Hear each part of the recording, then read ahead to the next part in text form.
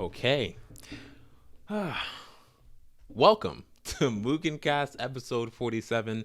Dimitri Williams, your host with the most, back for another round of fun-filled creative discussion. And finally, we are doing it. We are doing a video podcast. It's been way too long. I'm not gonna lie. It's been coming for so long. And I kept on saying I was gonna do it on X, Y, and Z episode or this episode, and I just never got around to doing it. And now I've finally done it. Yes, it is here. The video podcast has arrived, and hopefully I want to be doing all subsequent episodes in this format, of course, and post it everywhere on my blog, on my YouTube, on Instagram, everywhere. So MugenCast episode 47. It's the first video podcast, hopefully the first one of many, and I hope you guys are ready for an amazing episode of MugenCast. It's so weird having to stare at a camera. Usually I'm just like looking down at my phone the entire time and checking back at my notes to make sure I'm not missing anything. And now I can't really do that for one. And have to stare at this camera. It's so strange, but nevertheless, I know it's going to make for a better podcast overall, and it's showing a little bit of an advancement in my my podcasting setup. So hopefully the audio is good. I'm sorry if anything's too low or too high, but I'm still experimenting with everything and making sure it still sounds good. I'm trying to fix my mic here, make sure it's close enough to my face. Okay, so episode 47. This is going to be an episode called Hidden Struggle, and it came about. How did it come about? It came about when I was actually watching an episode of the Joe Rogan podcast, similar to how last week's episode was inspired by Faraz Sahabi. This was inspired by another one of Joe's guests, Will Harris, who is a videographer, documentarist. I'm not even sure how you call somebody, what the name is for someone who does documentaries, but a filmmaker, videographer, and a creative dude who creates the series Anatomy of a Fighter, if you've ever seen that on YouTube. Really good series, really, really interesting, really well done, especially the way he just goes in depth about the way he goes in depth into each fighter's past, their history, where they've been coming from, where they are at now, and just capturing their lives in a very candid, meaningful way. It's just a really good series, and I'm glad I found out about him and subsequently his show, because it's really well done. So if you haven't watched it, make sure you go watch it. I'll probably link all this down in the description or show notes or whatever for this episode. But when he was on the Joe Rogan podcast, he was discussing things that have happened to him throughout his life to get him to his current resting place as a videographer, and that's someone who's fairly popular. He's pretty well known. He's popular on social media. Obviously, this Anatomy of a Fighter series as well is super popular on YouTube. But when you hear about where he came from before that, and the life he led, so I'm just gonna do a quick kind of overview of who he is in that sense, and interlaced in that, we'll start to kind of build up what this episode is going to be about. This episode 47, Hidden Struggle. So he was someone who came out of school. Came out of high school, let me clarify, really into basketball, super into that sport, and wanting to pursue that as his full-time passion, as his thing. He wanted to go to the league. But subsequent incidents and injuries and things like that derailed his hopes and his dreams. And from there, he kind of just floated. He floated from one place to another, across the world I'm talking about. I mean, going from Australia to Spain to all these different places. And he discusses all this in depth in his interview. So if you want to get more of a better understanding, feel free to go watch it. I'll link it down below. But he discussed all this thing and all these things and his feelings throughout this time of just feeling worthless and not really knowing where he's supposed to go. And as creatives, let's take the kind of a pause here. As creatives, I feel like we've all kind of been in a situation like that. Maybe it's not this dramatic that you're literally traveling the world on your last dime trying to figure out what you want to do with your life, but in some aspect or some shape or form, we've all kind of felt lost in a way. And I think that's a very normal feeling when you're pursuing something that's kind of, and I've talked about this before, something that's liquid, something that's hard to kind of capture and define. It can be really tough.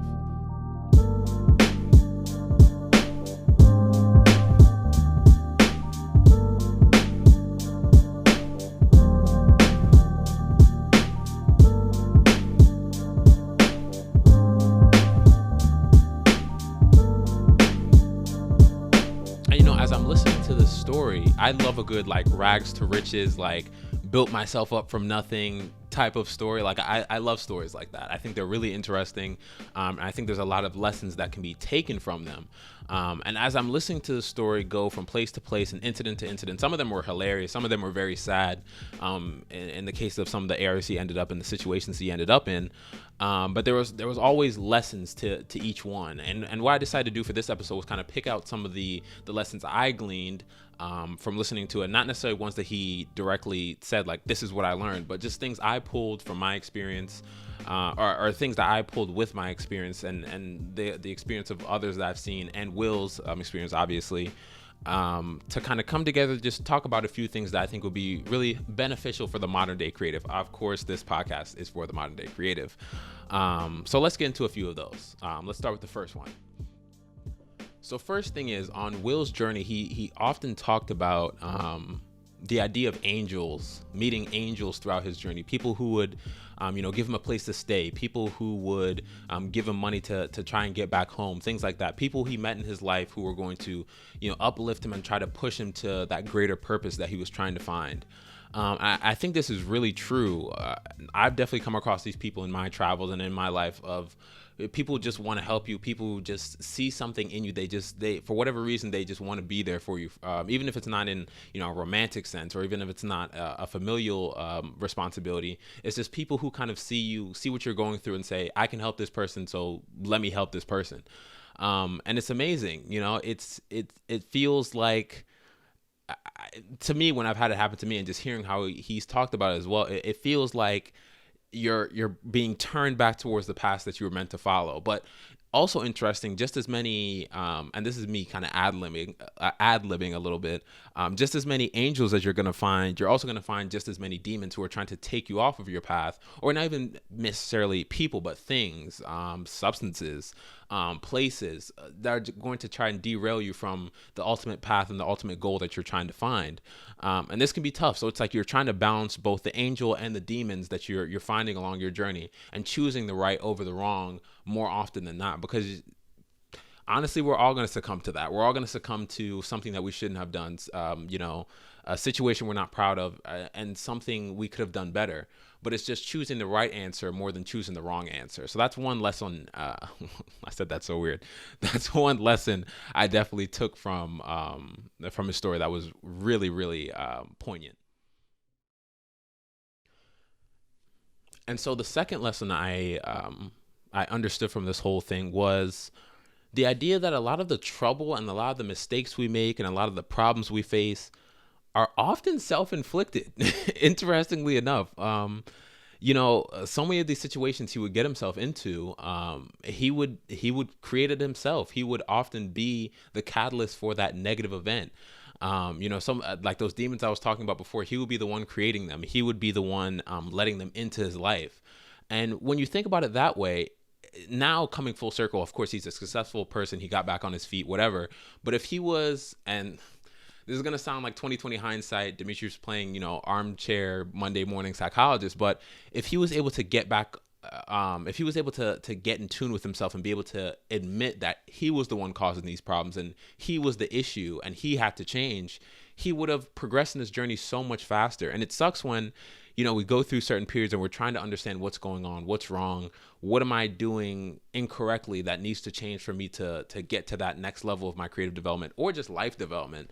And you can't seem to figure it out. But when you look in the mirror, it's oftentimes you. And I talked about this, I think it was on episode maybe 43, Man in the Mirror, where it has to be a self-reflection that's done with you. It starts with you first, being able to, oh my gosh, my phone.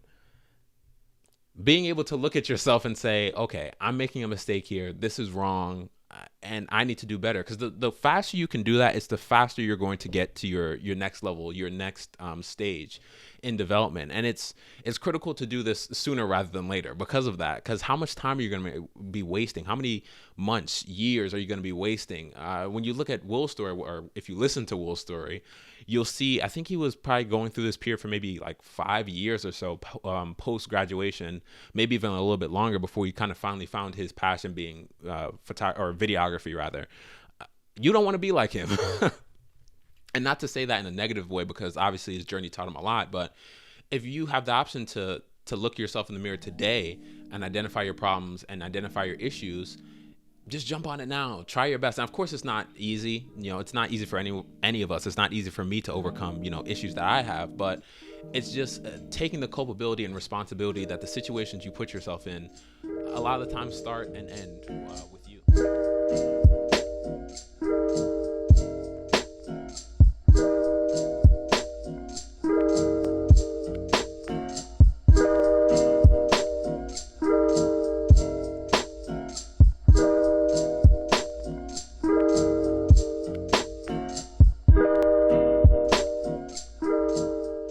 Third thing I realized was, it's a little bit of a theory that I've been trying to put together for a while. So if we take, all the positives that have gone on in your life, all the achievements, all the successes, all just the happy moments that have gone in your life, and you put them on one side of a scale, and then you take all the negative experiences, all the depression, the sadness, the bad moments, everything, and you put it on the other side of the scale, more or less, I think it would kind of balance out. In some cases, of course, there's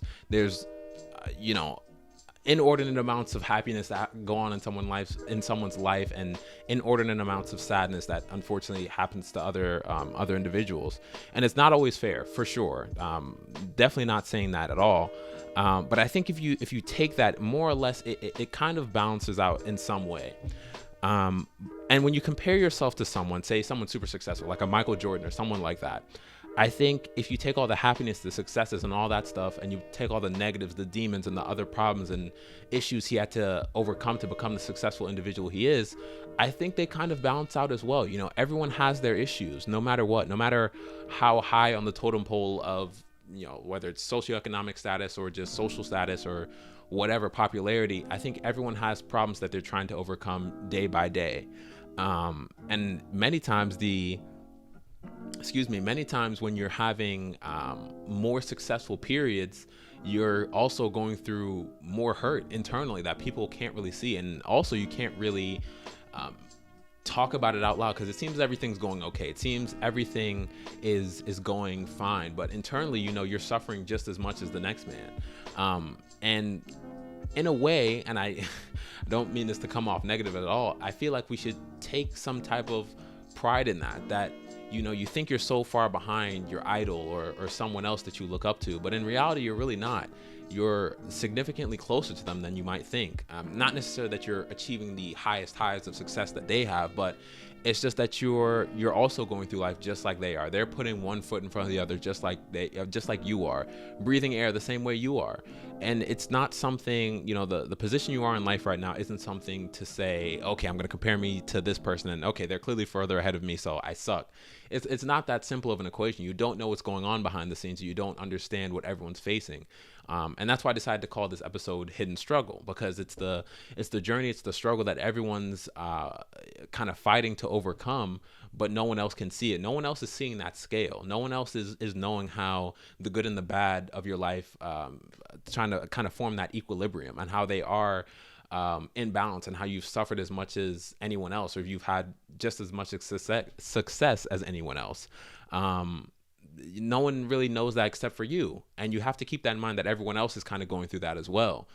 And it's just a very interesting balance that you have to keep. And listening to his story made me realize that, because he had such a low period, and then he had this meteoric rise. Well, if you only heard the one part of his story where he's now making Anatomy of a Fighter and he's super successful, and things are going well for him, and now he has money in his pocket, you would think, oh, well, his life was just roses and daisies, but it's not that way. He went through that terrible period. So just keep that in mind when you're looking at someone and judging someone else. Okay, and the fourth thing I learned. And this is an interesting one, and it's obviously with the way I run this podcast and my whole brands in general, I think you guys should probably know this by now, but the fourth lesson I took out of this was that the creative spark and the creative energy can really pull you out of anything, honestly. Just listening to the way he was able to overcome these obstacles, and the person he turned into once he discovered videography, it just renewed that idea in my mind that, when you find something you love, when you find a passion, when you find something you really enjoy, it's it's so much fun. It's so enjoyable. It's like the other problems just melt away. And in a way, you find a lot of other strengths you didn't know you have. All of a sudden, you find out you like painting, for let's say, because I always use some random example. You like painting, you like being an artist. All of a sudden, you find out that you have more determination than you thought. You find out you have more discipline. You can stick to a schedule. You can come up with ideas a lot easier. You can attract clients much easier. Your interpersonal skills are better. Your communication is better. And it was all unlocked because of that one creative thing. And it's interesting that so many of us, I'm not trying to point out or point any fingers at anyone, but we neglect that sometimes. We don't take it, as seriously as we should, only to realize that a lot of the other issues would be solved if you embraced that creative side of you more, if you paid it more attention and you unlocked and tapped into that potential that I think is in everybody. Honestly, I don't think there's a single person on this planet who doesn't have some type of, creative inkling in their body. Everyone has that, to varying degrees, of course, but everyone has it. And that's just one thing I guess that's the last thing, honestly, because I only had 4 points that I learned from his story, that if you tap into that creative energy that's inside of you, if you tap into that creative energy that's inside of you, it can be life-changing. And you can easily change your situation from a super negative one to a very positive one, like he did. So in conclusion, life is good and creativity makes it even better. I really enjoyed this episode of Joe Rogan's podcast. I really enjoyed Will Harris as a guest. Like I said, I'm going to leave the stuff down below in case you want to listen to it and watch it, because it's also on video.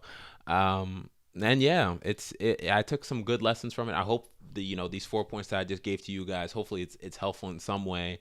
And hopefully it helps you transform some aspect of your life for the better. That's really the goal of this whole podcast. Hopefully uplifting someone in the process.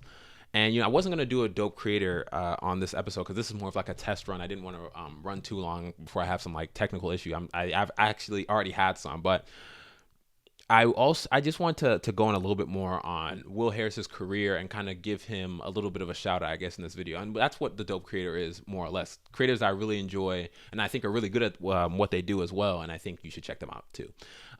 So he's really, and he doesn't go into all this in his podcast or his interview, I guess I should say. So I kind of want to talk about it here. He's done some interesting projects you wouldn't think he was a part of. I saw videos on his Instagram where he's in studio with, Waka Flocka and Lil Durk before they were super popular artists than they are now. Cause he's been doing this for like a good 10 years now, 10, 12 years now. And it's so interesting to think that, behind he was just building his repertoire, and the things that he's been a part of were molding him for this moment. So I definitely recommend going back in his catalog and checking out some of his earlier stuff as well. It's really interesting, and it kind of shows you the grassroots foundation that builds this top level videographer that we have now. And also shows you that you need that progression. You need those small jobs. You need those little wins along the way to hone your skills, get better. One thing he was actually talking about was how often he did things for free. He didn't always charge thousands of dollars to do videos. He was often just doing music videos and little things on the side for people's brands or whatever they were trying to get off the ground, just for free, just to hone his skills, get better, and also get his name out there. And then when he starts his company, then you start charging a little bit more. Then you start, ramping up once you have the skills to back up what you're putting out. He's never compromised that product. And as a creator, someone who also goes through the struggle of how to price my, my work and what I do and things like that, I think it's an important lesson to realize that, you can have all the skills you want, but if you don't have the resume, the catalog to back it up, and the name, I guess you could say, to back up some of the work you've done, you're not going to get off the ground. And you need to take those, maybe, take those hits on the chin a little bit earlier to build that up. It doesn't come easily. Everything is earned, everything is built, everything is made, starting with you. If you're going to pursue a lifestyle like this of having your own business or, being a photographer, videographer, whatever. So I really recommend him as a dope creator. You should definitely check him out. I'll put his Instagram down below as well. And yeah, so that's more or less MugenCast episode 47. But before I go, I'm going to do everyone's favorite segment. Wait for it. Yes, that's right. Food for thought. So let's get into that.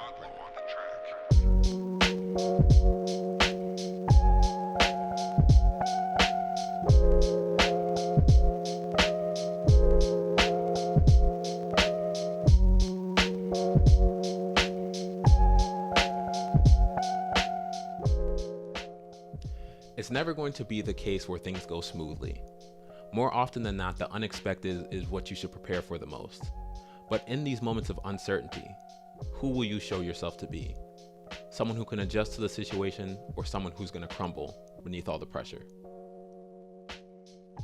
All right, and that is MugenCast episode 47 completely. We're done. Whew, it's so weird. It's gonna take me a while to get used to doing it this way. I'm not sure if my memory card is full already. Hopefully it's not. But thank you guys for listening to this one. I hope you enjoyed this little test run pilot episode of MugenCast, video version, I guess you can call it.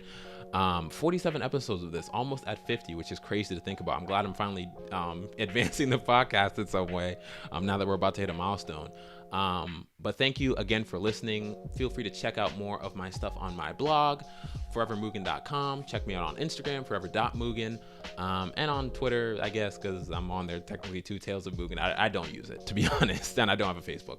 But if you check me out on those other platforms, I guarantee you'll find some content that's interesting to you. Thank you for listening. Enjoy the rest of your day. Peace.